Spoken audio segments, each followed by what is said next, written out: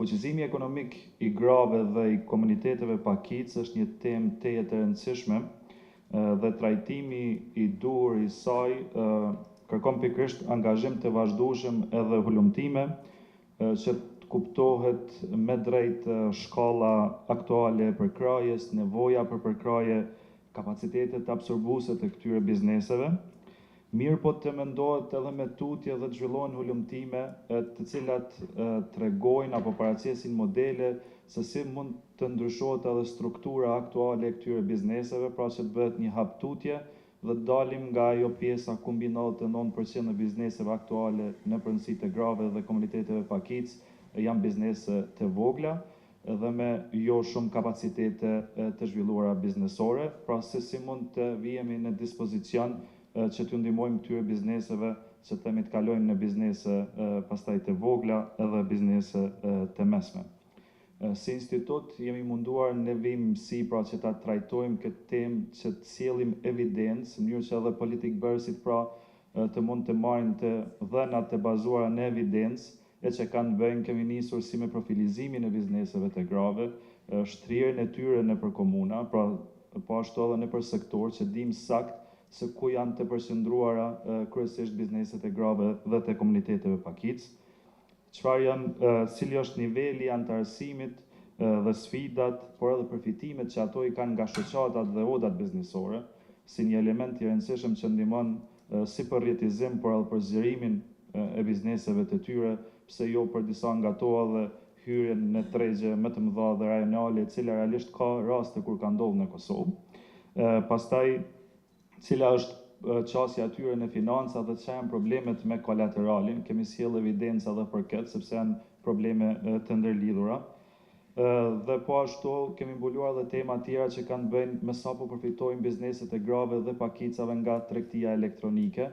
e cila është një fushë po ashtu shumë e rëndësishme dhe ju mundson një qasje më të lehtë edhe vetë bizneseve të grave në tregje.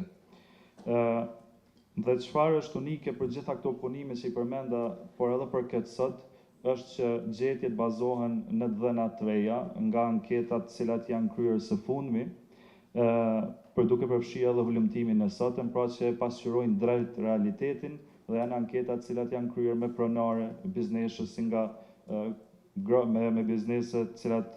janë në pronësi të grave, por edhe të komuniteteve pakicë. Pra për ne, si institut edhe punimi që po e publikojmë sot është pikërisht i rëndësishëm sepse është në vimësi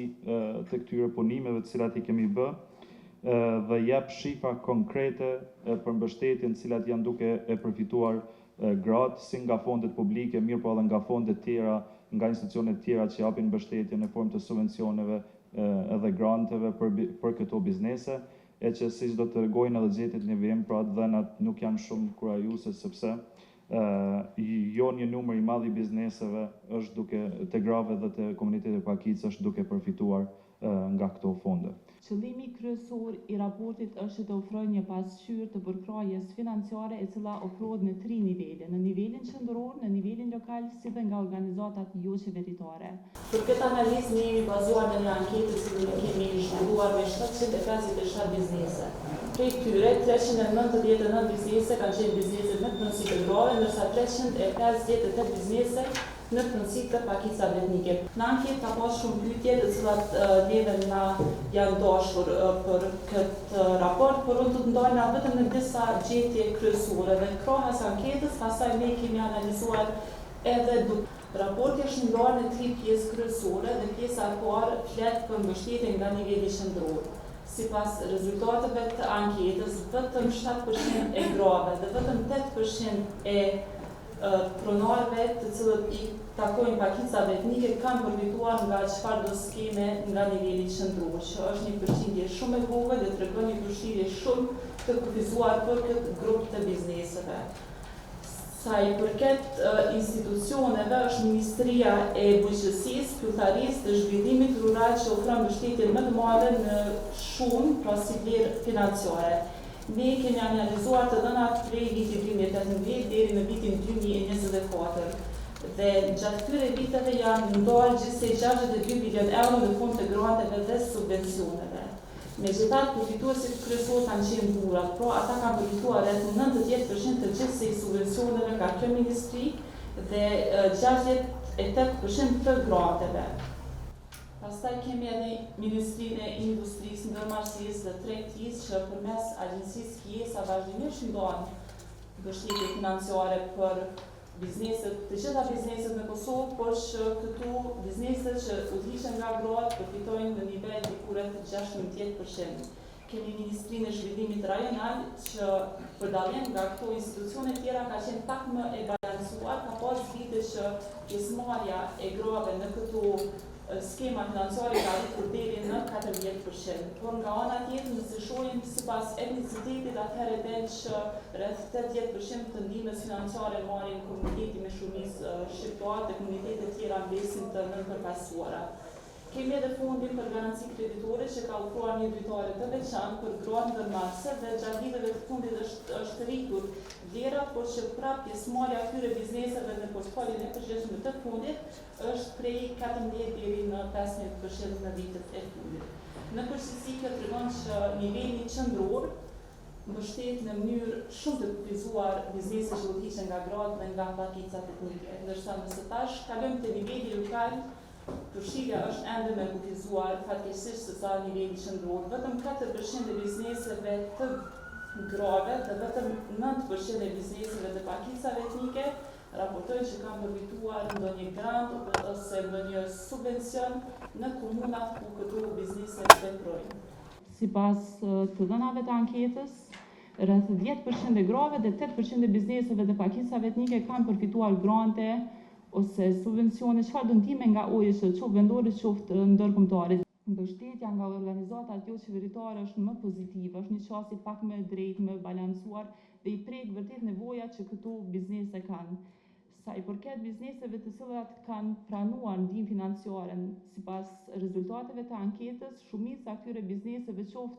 në pronësitë e grave, qoftë në pronësitë të pakicave etnike kanë treguar që kjo ndihmë ju ka ndihmuar shumë që ata ta vazhdojnë veprimtarinë e biznesit të tyre, që tregon që edhe pse janë pak bizneset që përfitojnë në nivel vendi, prapë ndihma që ofrohet bën një diferencë shumë të madhe në veprimtarinë e këtyre bizneseve. Gjithmonë nga gapi dalin hulumtime profesionale, mirë për mbi gjitha objektive.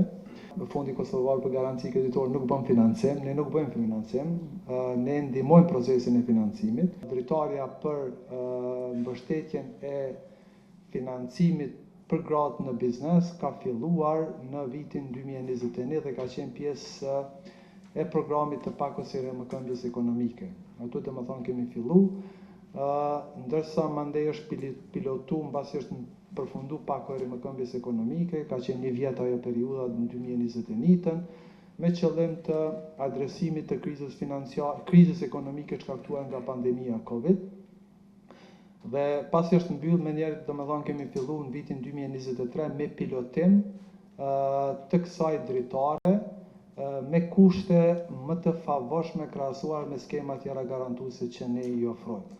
Kur flas me kushte më të favorshme është mbulueshmëria apo përqindja e mbulueshmërisë së kredisë nga Fondi Kosovar për Garanci Kreditore. Çka nuk kupton kjo? Ne zakonisht marrim një pjesë të riskut gjatë procesit të kreditimit nga bankat dhe këtë mundohem ta ndajmë në baza të barabarta, domethënë pari passu thirrët ai principi ku 50% e riskut kreditor mbahet nga institucioni jonë dhe 50% nga banka partnere, ndërsa në rastin e dritares të gratë në biznes, këtë që nga fillimi e kemi implementuar dhe kemi praktikuar të shkojnë në 70%. Do më thonë në terma konkret nëse një kredi për një ndërmarrje që udhëheqet apo është në pronësi të gruas, jetë në vlerë është një vlerë ta themi 10.000 euro apo 100.000 euro,